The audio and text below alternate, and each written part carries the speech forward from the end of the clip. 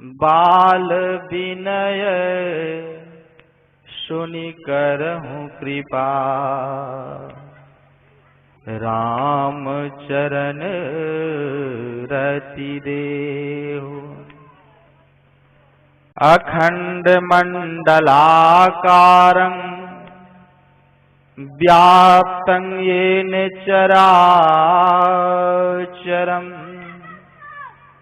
तदिपदं दर्शितं येन, तस्मै श्री गुरुवे नमः।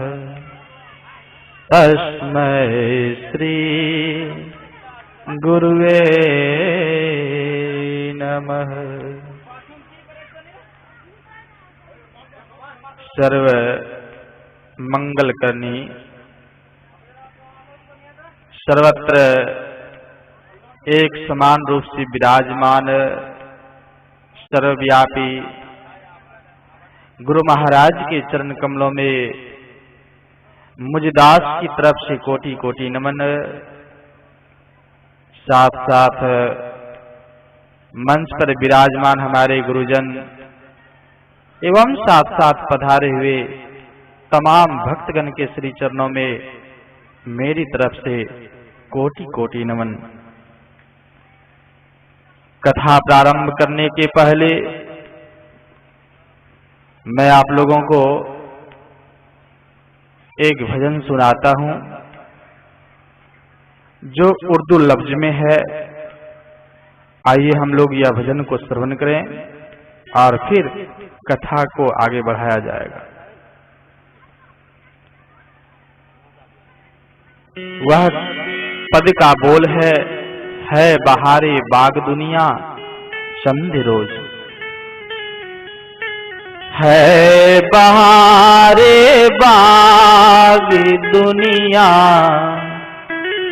चंद रोज, है बहारे बाग दुनिया चंद रोज, है बहारे बाग दुनिया चंद रोज।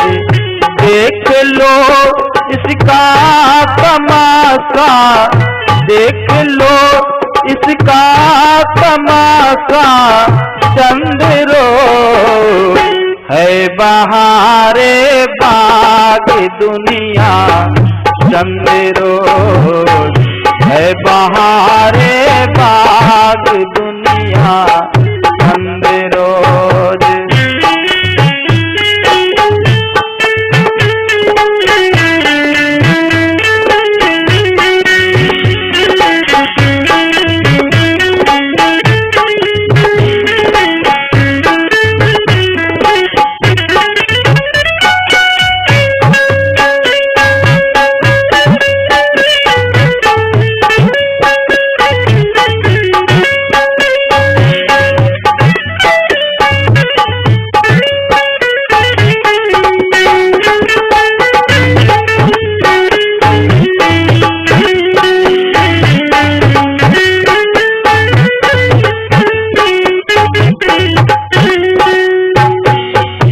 कवि ने इस संसार को एक बगीचा का उपमा किया है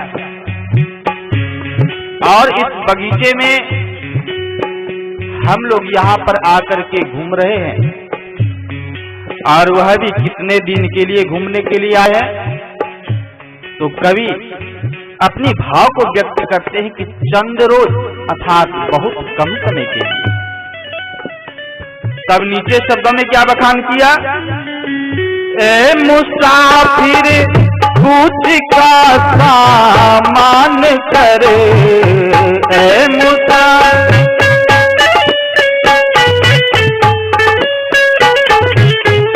मुसाफिर कौन है? हम आप सभी मुसाफिर हैं। अपने निज धाम से भटक करके दूसरे धाम में आ गए हैं और भटक रहे हैं, इसलिए मुसाफिर की संज्ञा हम आपको दिया गया। ए मुसाफिर कुछ का सामान करे, ए मुसाफिर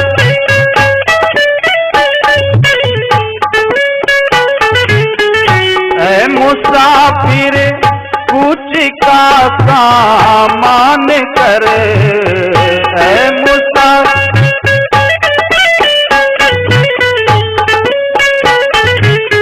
इसलिए अपने अपने जाने की व्यवस्था कर लीजिए, कोट को बांध लीजिए, नहीं तब वह कभी भाव दिखाते हैं। इस जहां में है बसेरा चंद रोज, इस जहां में है बसेरा चंद रोज, देख लो इसका तमाशा, देख लो इसका तमाशा चंद रोज, है बहारे बाकी दुनिया चंद रोज, है बहारे बाकी दुनिया चंद रोज।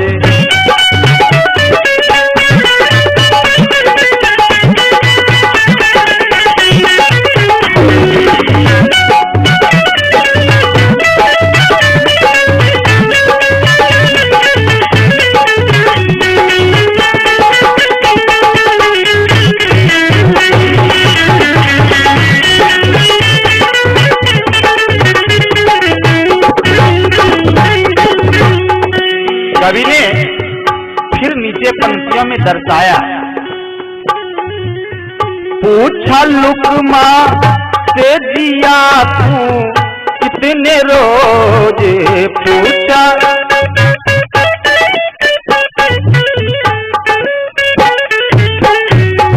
लुकमा से जिया तू कितने रोज, पूछा लुकमा।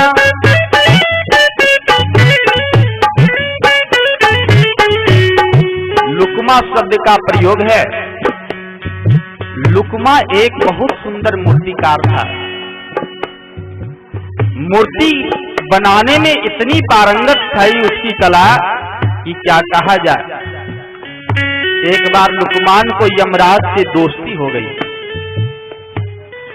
और दोस्ती करने के बाद उसका मन जो है अहंकार से फूलने लग गया।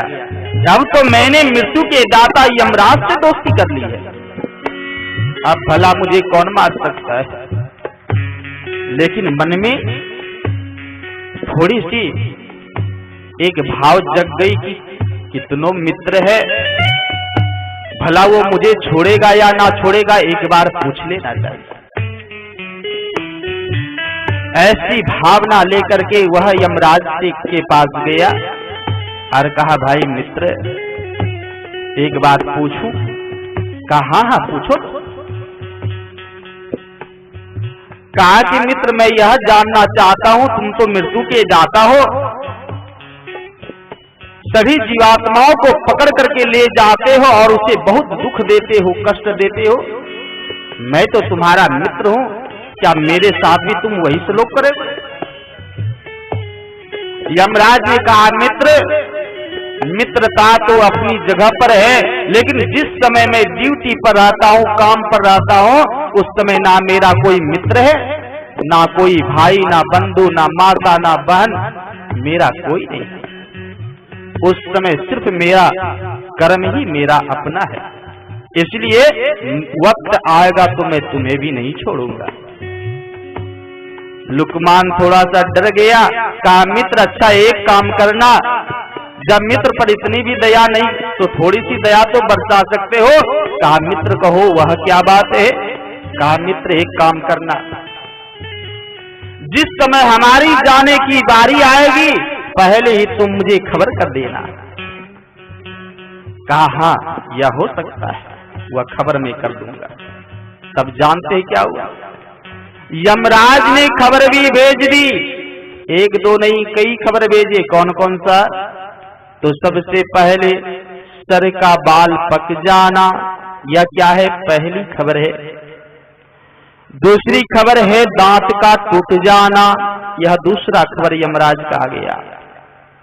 तीसरी खबर कानों से कम सुनाना, चौथी खबर आंखों से कम दिखना, और पांचवी खबर है शरीर कमजोर पड़ जाना। यह सब यमराज के घर की चिट्ठियां है, खबर है, लेकिन लोग इन बातों को मानते नहीं, समझते नहीं उन चिट्ठियों को। उसी प्रकार से लुकमान भी नहीं समझ पाया और चिट्ठी की अनसुनी कर दी। एक दिन यमराज सोचा मेरा मित्र भ्रम में पड़ गया है, इसलिए असली चिट्ठी जो है भेज देनी चाहिए। खबर भेज दी, मित्र फलने दिन फलने तारीख तुम्हें लेने के लिए लोग आएंगे, इसलिए तुम तैयार होकर के रहना।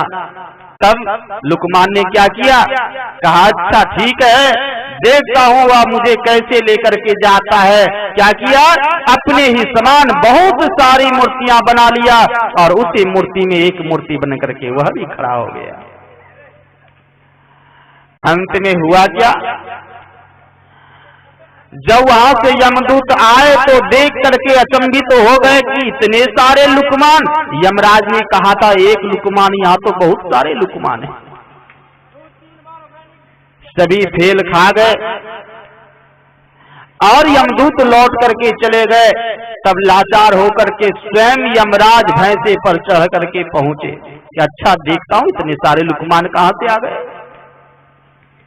आया और आकर के देखते हैं तो यमराज भी अचंभित हो जाते हैं, बाप रे बाप इतने सारे लुकमान। अब यमराज घूमते हैं, परख करते हैं, लेकिन कोई पता ही नहीं चलता था कैसी कारीगरी थी, सोचिए। तब यमराज ने युक्ति लगाई, कहा जहां युक्ति है वहीं मुक्ति है।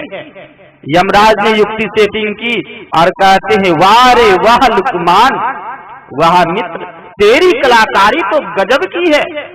अरे वाह, देखो तुमने कितनी सुंदर इसके शरीर सुडौल बनाए हैं। अरे इसकी आंखें तो देखो, तुम्हारी आंखें से हूबहू मिलती है, तुम्हारे चेहरे और इसमें कोई अंतर नहीं। सारे अंग प्रत्यंग का वह बड़ाई करते हैं। कहा गया बड़ाई करते करते यमराज ने कहा कि मित्र सब चीज तो तुमने ठीक किया, लेकिन एक तो चीज बाकी रह गया है, यह अधूरा, यह चीज तुमने ठीक नहीं किया। इतना सुनते ही लुकमान को बर्दाश्त नहीं हुआ। जो जिन चीजों का निर्माण करता है अगर उसे कह दे कि यह कमी रह गई है, उसके दिल में बहुत चोट पहुंचती है और वह बर्दाश्त नहीं कर पाया और वह लुकमान कहा बैठा जो उस मूर्ति में से असली था, मित्र किधर कौन सी चीज कमी रह गई है। बस खट यमराज ने पकड़ा, कहा मित्र बस यही एक ठो कमी रह गई थी। इसलिए कहा, उन कवि ने भाव को दर्शाया, पूछा लुकमान से दिया तूने रोज, पूछा लुकमान, पूछा लुकमान से दिया तूने रोज, पूछा लुकमान। तब लुकमान ने क्या जवाब दिया, दस पे हसरत भल के बोला चंद रोज, दस पे हसरत भल के बोला चंद रोज।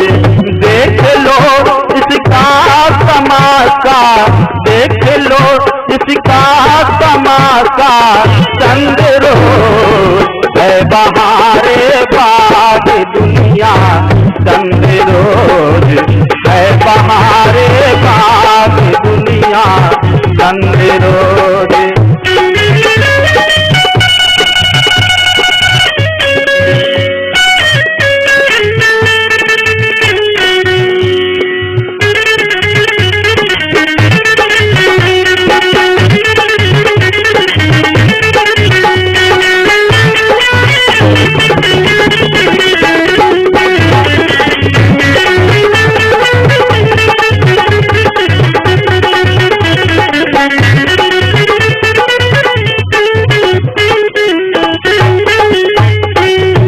जवाब दिया लुकमान ने, दस्ते हसरत भल के बोला चंद्रोज, अर्थात वह लजाते हुए सर को झुकाते हुए कहता है बहुत कम समय ही मेरी होशियारी चली। तब नीचे कवि ने क्या भाव दर्शाया, बाद मदफन कब्र में भोली कजा, बाद मदफन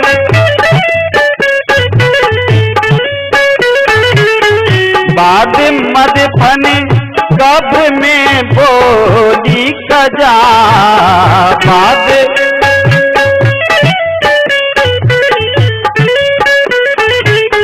अब यहाँ पे सोते रहना चंद रोज, अब यहाँ पे सोते रहना चंद रोज, देख लो इसका तमाशा, देख लो इसका तमाशा चंद रोज, है बहारे बाग दुनिया चंद रोज, है बहारे बाग दुनिया चंद रोज।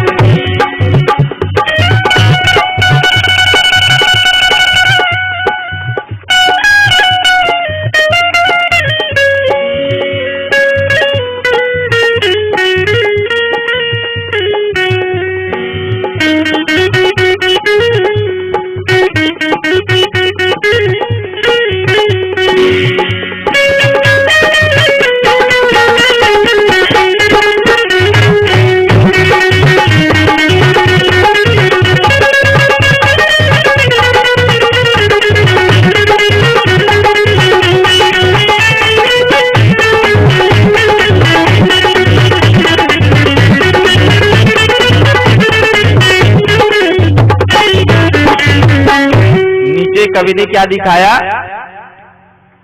कि देखिए आज हम लोग इस महफिल में बैठे हैं और कुछ ही समय होगी कोई कहां रह जाएंगे। मिलना बिछुड़ना यह संसार का नित्य है। यह रीत कैसी है, मिले तो खुशहाली आई और बिछुड़ गए तो दुख का संकेत आ गया। और यही पाठ के क्रम में हम लोग भी श्रवण किए, जनी लपी टोरे प्यारे जग परदेशवा सुख कछु इहु आना है। यह संसार में जो हम लोग आए हैं, यहाँ पर भी एक भी ऐसे व्यक्ति नहीं जिसके जीवन में सुख का ही भंडार पड़ा हो, ऐसा नहीं है। कुछ ना कुछ जीवन में दुख जरूर आया, इसलिए संसार का नाम पड़ गया दुखालय, क्योंकि यह संसार में जो भी आया है सभी दुख पा करके ही संसार से गए। इसलिए इस दुख से उबार पाने के लिए संत ऋषि महात्मा लोग उस अध्यात्म के ज्ञान को घर घर गांव गांव जाकर के सुनाते हैं, समझाते हैं कि उस अध्यात्म की रास्ता को पकड़ो, सत्य की राह को पकड़ो, जिसके द्वारा तुम्हारा कल्याण उद्धार होगा। लेकिन यह मानव इतना अभागा है जो वह परमात्मा के भजन को अपने जीवन में नहीं अपनाता और व्यर्थ के ही काम में ही सिर्फ दिल को लगा करके रह जाता है और अपने जीवन को वह बर्बाद कर जाता है। और इस प्रकार से यह अनमोल जीवन का क्या हो जाता है, समझिए खाली के खाली यहां से वह चले जाते हैं। लक्ष्मीपति जी महाराज कहते हैं किस प्रकार से अपने जीवन को बर्बाद करते हैं और दुख को अपने हाथों में ले लेते हैं। आइए थोड़ा सा पद के माध्यम से मैं आप लोगों को सुनाऊं। लक्ष्मीपति जी महाराज ने कहा, भजन बिन अचारोपन बिगड़ी, भजन बिन चारोपन बिगड़ी, भजन बिन चारोपन बिगड़ी, भजन बिन चारोपन बिगड़ी, भजन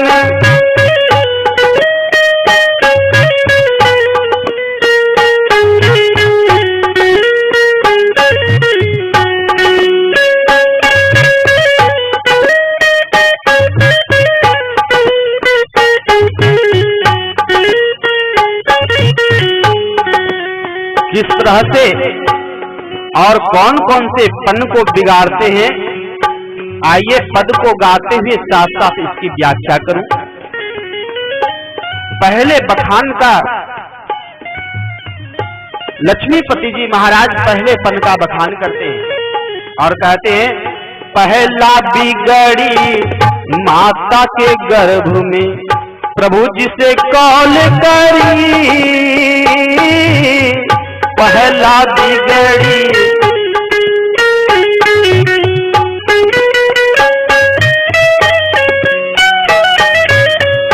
क्या बिगड़ता है? पहला माता के गर्भ में, जिस समय यह संसार के तनिक भी झलक आपने नहीं देखा उस समय की बात दिखाते हैं। पहला बिगड़ी माता के गर्भ में प्रभु जी से कौल करी, बाहर आकर रे मन मूरख, बाहर आकर रे मन मूरख, प्रभु जी की सुध बिसरी, भजन बिन चारों पन बिगड़ी, भजन बिन चारों पन बिगड़ी, भजन बिन चारों पन बिगड़ी, भजन बिन चारों पन बिगड़ी, भजन बिन चारों पन बिगड़ी।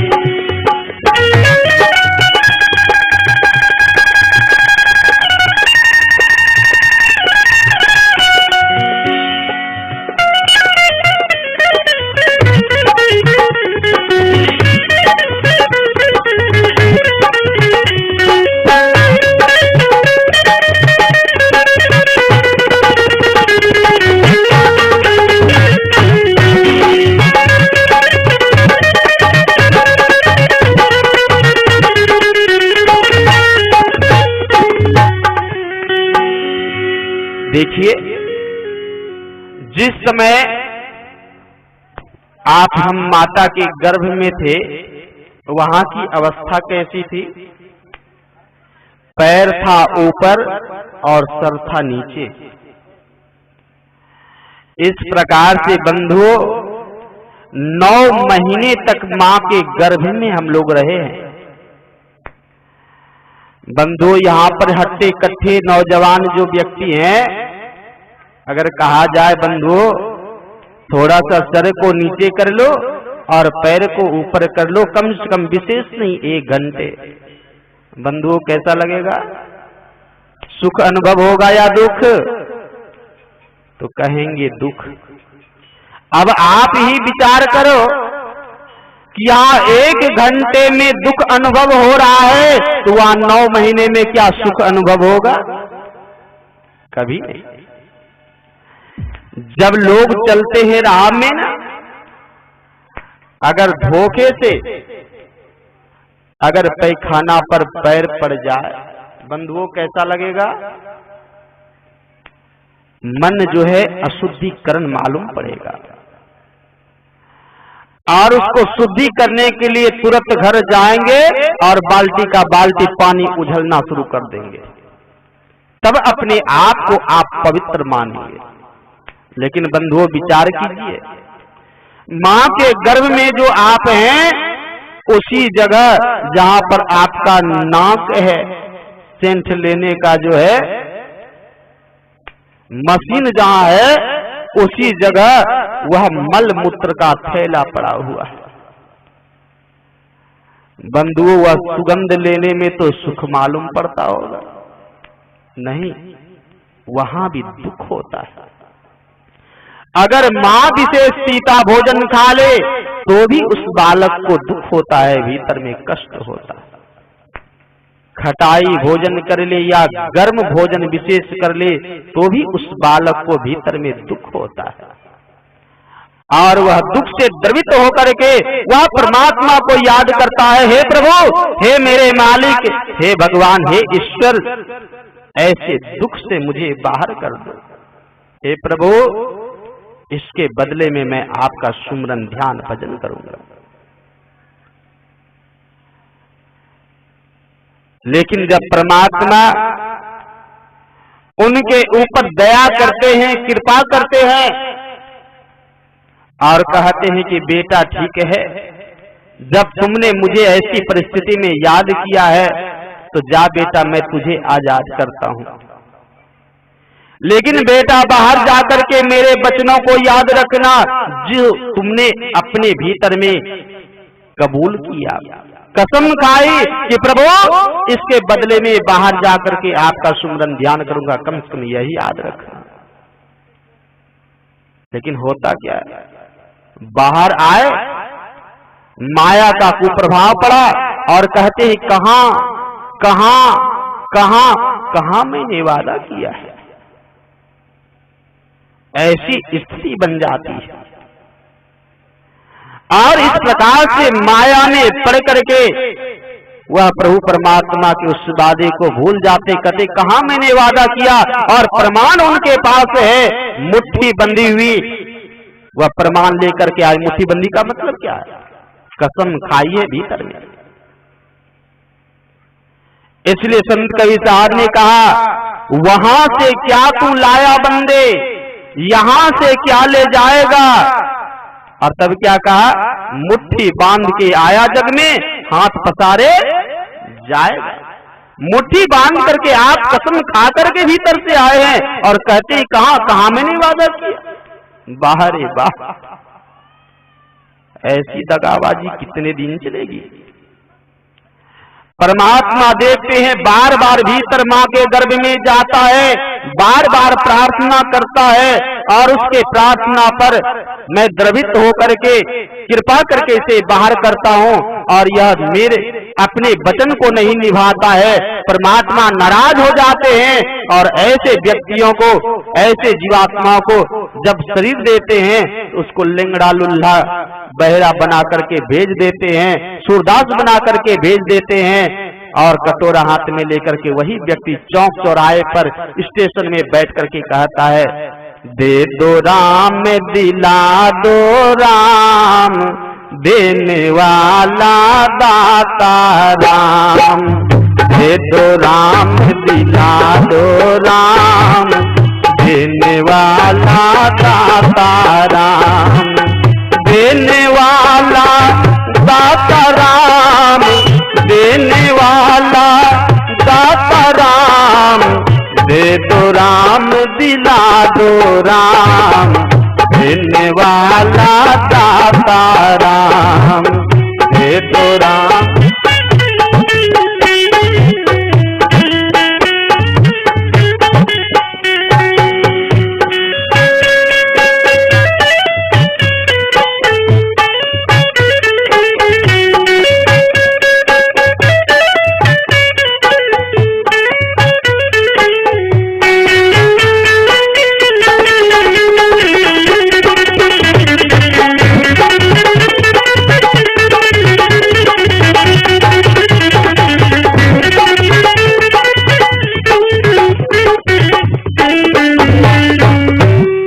ऐसी अवस्था उनकी हो जाती है और बीच चौक चौराहे पर बैठ करके भीख मांगने लग जाते हैं। देखिए परमात्मा कहां से कहां ला करके बैठा देते हैं। अगर सही मन से तुम मेरा नाम नहीं लोगे तो बार बार दगाबाजी करोगे तो समझ लो आपका भी हो सकता है यह हाल हो सके। इसलिए हम मानव शरीर पाए हैं परमात्मा का भजन करने के लिए, इसलिए ऐसे अवसर को कभी खोना नहीं चाहिए। वह दुख को दिखाते हैं रामदास जी महाराज, और सुंदर पदों में एक पंक्ति को मैं सुनाता हूं। एक दिन जाना होगा यम के दुआरिया, चेतो ना सवेरिया साजन है, से कभी न जाना होगा यम के दुआरिया, चेतो ना सवेरिया साजन है।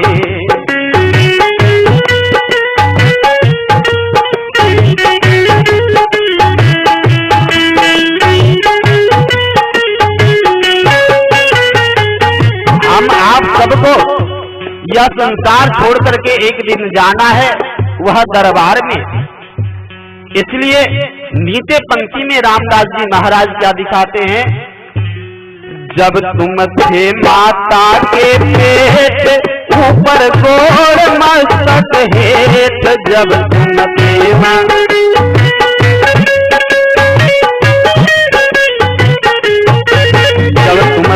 माता के पेट ऊपर गोड़ मस्तक हेठ, जब तुम थे माता के।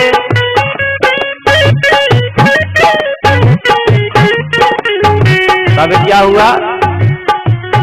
तब तुम कौल किया था दोनों कर जोड़िया, ये दोना कबीरिया साधन है। तब तुम कौल किया था दोनों कर जोड़िया, ये दोना कबीरिया साधन है। एक दिन जाना होगा यम के दुआरिया, ये दोना कबीरिया